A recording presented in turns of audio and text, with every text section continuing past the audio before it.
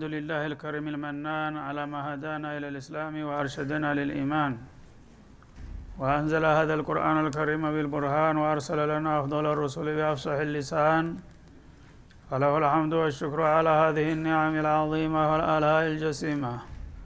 والصلاة والسلام على خير خلق الله وخاتم رسول الله الذي قال: ما اجتمع قوم في بيت من بيوت الله يتلون كتاب الله ويتدارسونه فيما بينهم إلا نزلت عليهم السكينة وغشيتهم الرحمة وعفتهم الملائكة وذكرهم الله في من عنده وعلى آله وصحبه ومن اهتدى بهديه. وبعد، فقد وقفنا في درس أمس عند قوله جل وعلا من سورة البقرة: وإذا قيل لهم اتبعوا ما أنزل الله قالوا بل نتبع ما ألفينا عليه آباءنا. الآية، فلنبدأ. أعوذ بالله من الشيطان الرجيم. وإذا قيل لهم اتبعوا ما أنزل الله قالوا بل نتبع ما ألفينا عليه آباءنا أولو كان آباؤهم لا يعقلون شيئا ولا يهتدون. ومثل الذين كفروا كمثل الذي ينعق بما لا يسمع إلا دعاء ونداء صم بكم عمي فهم لا يعقلون. يا أيها الذين آمنوا كلوا من طيبات ما رزقناكم واشكروا لله إن كنتم إياه تعبدون. إنما حرم عليكم الميتة والدم ولحم الخنزير وما أهل به لغير الله فمن اضطر غير باغ ولا عاد فلا إثم عليه إن الله غفور رحيم. إن الذين يكتمون ما أنزل الله من الكتاب ويشترون به ثمنا قليلا أولئك ما يأكلون في بطونهم إلا النار ولا يكلمهم الله يوم القيامة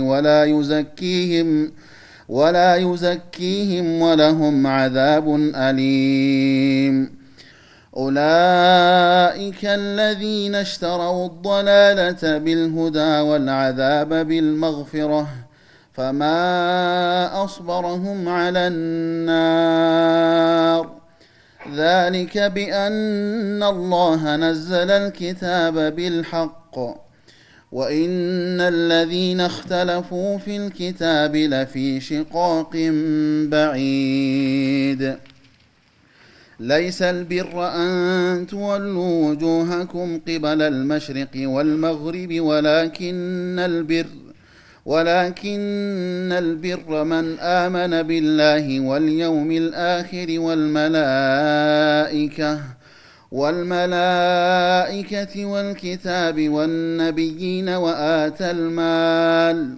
وآتى المال على حبه ذوي القربى واليتامى والمساكين وابن السبيل والسائلين وفي الرقاب وأقام الصلاة وآتى الزكاة والموفون بعهدهم إذا عاهدوا والصابرين في البأساء والضراء وحين البأس أولئك الذين صدقوا وأولئك هم المتقون. يا أيها الذين آمنوا كتب عليكم القصاص في القتلى الحر بالحر والعبد بالعبد والأنثى بالأنثى فمن عفي له من أخيه شيء فاتباع بالمعروف وأداء إليه بإحسان ذلك تخفيف من ربكم ورحمة فمن اعتدى بعد ذلك فله عذاب أليم ولكم في القصاص حياة يا أولي الألباب لعلكم تتقون كتب عليكم إذا حضر أحدكم الموت إن ترك خيرا الوصية للوالدين والأقربين بالمعروف حقا على المتقين فمن بدله بعدما سمعه فإنما إثمه على الذين يبدلونه إن الله سميع عليم فمن خاف من موص جنفا أو إثما فأصلح بينهم فلا إثم عليه إن الله غفور رحيم أعوذ بالله السميع العليم من الشيطان الرجيم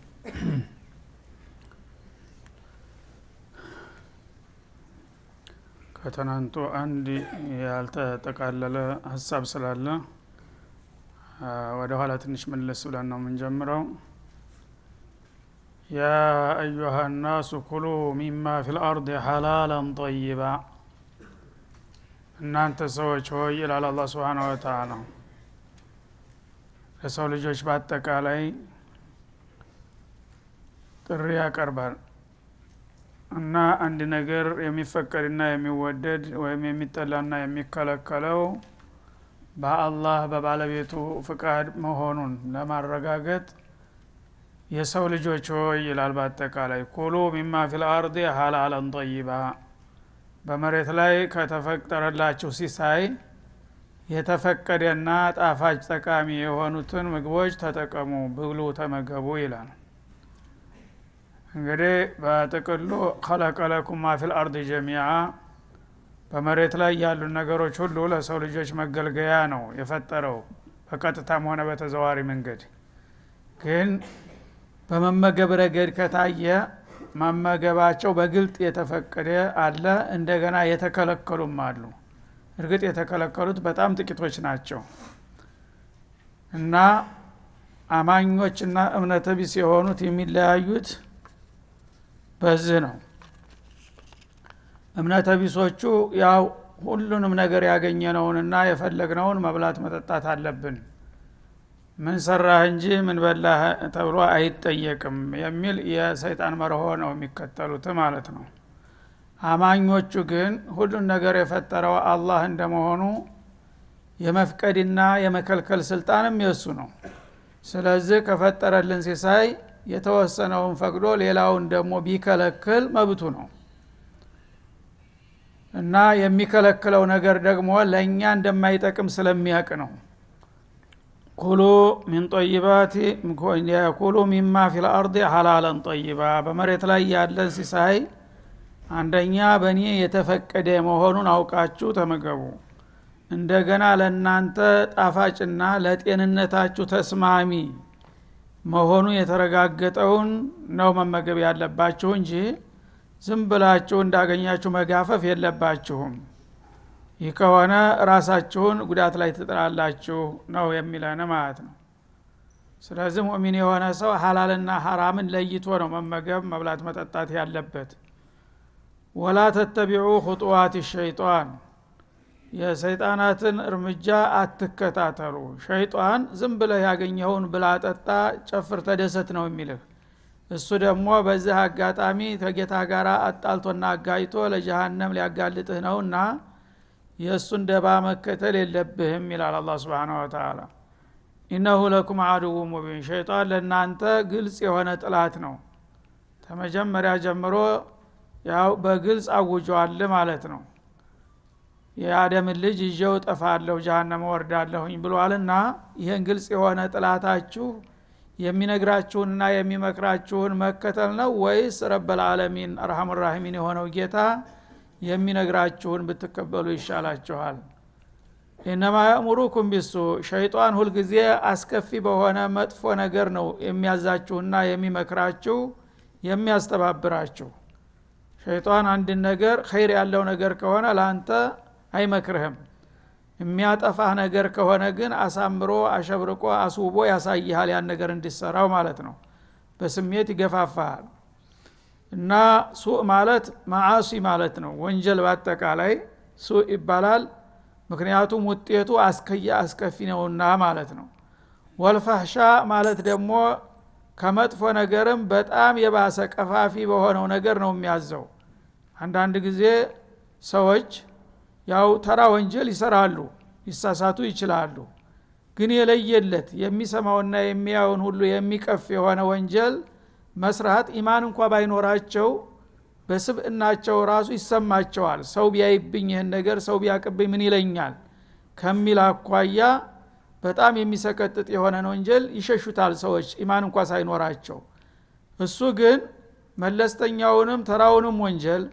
እንዲሁም ደግሞ በጣም አስከፊና ቀፋፊ የሆነውንም ወንጀል እንድትሰሩ ነው የሚያስተባብራችሁ ያ ከሆነ ደግሞ ውጤቱ እሱ ጋር ተያይዞ ወደ ጀሃነም ሲኦል መውረድ ነው የሚሆነው አንተቁሉ አለላህ ወአንተቁሉ አለላህ እንደገና በተጨማሪም ደግሞ ተከተላችሁት በአላህ ላይ እንድትሉ ያዛችኋልና ያደፋፍራችኋል ማላ ተዕለሙን የማታቁትን ነገር ከአላህ ያቋያ የማታቁትን ነገር በዘፈቀድ በስሜት ዝምብላችሁ እንድትናገሩና በዚህ እንድትሳሳቱ ይገፋፋችኋል ማለት ነው ማለት እንግዲህ ስለ አላህ ስለ ዛቱ ስለ ሲፋቱ ስለ መብቱ ያልተማረ ሰው አያውቀውም በአላህ ዙሪያ ዝምብላ አፍ እንዳመጣ መናገር አይቻልም ማለት ነው ግን ሸይጣን ሲጋልበው ምን ችግር አለው እንደዚህ በላ በእኔ እምነት በእኔ አስተያየት እያልክ በማታውቀው ነገር ስለ አላህ እንድትፈተፍት ያደርግሃል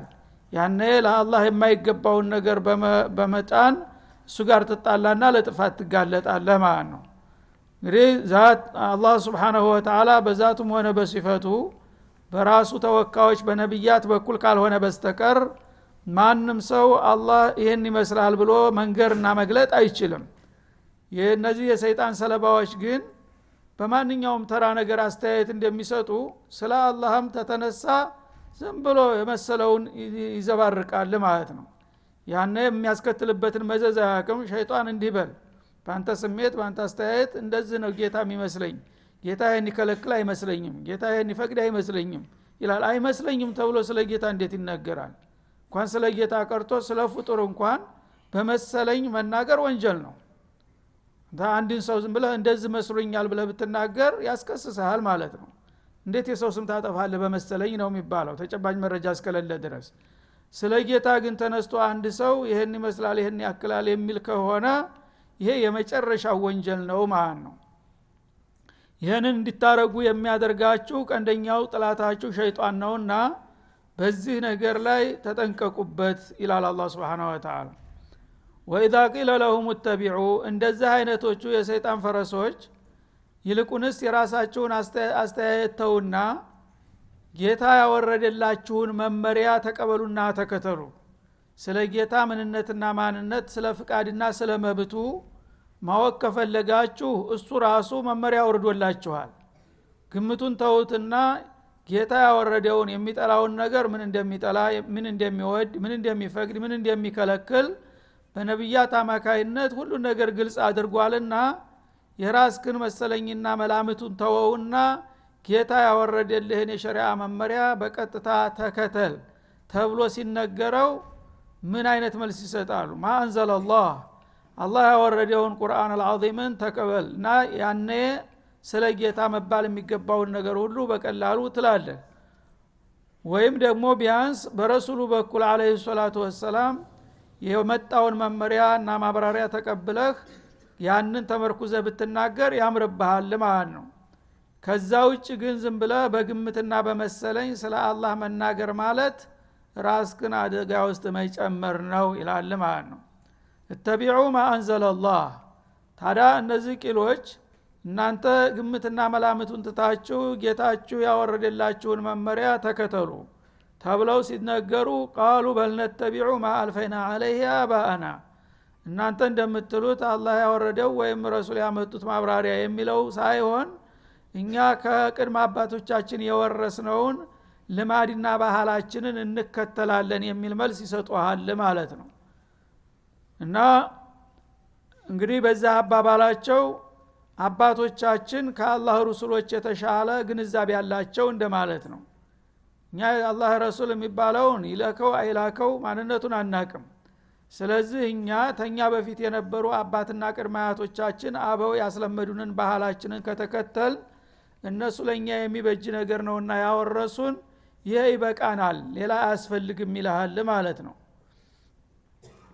ያኔ ይሄን አባባላቸውን አላህ በቀላሉ ሲተችና ሲነቅፈው ምን አለ? አወለው ካነ አባኡሁም አባቶቻችን ያገኘንበትን ነገርና ልማድ እንከተላለን የሚሉት አባቶቻቸው ላይ ያቂሉነ ሸይአ ስለ ዲን ጉዳይ ምንም የማይረዱ ወላ ይህተዱን ወደ ቀናው አቅጣጫ የማይመሩ ቢሆንም እንዲሁ ዝም ብሎ ጨለማ ውስጥ ያሉትን መሀይም አባቶቻቸውንም በጨለማው ይከተሏቸዋል ማለት ነውን ይላል ማለት ነው።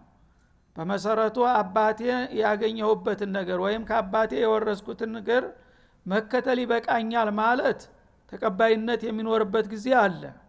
እሱ ምንድነው? በአጋጣሚ አባትህ የአላህ ነብይ ሊሆን ይችላል ማለት ነው።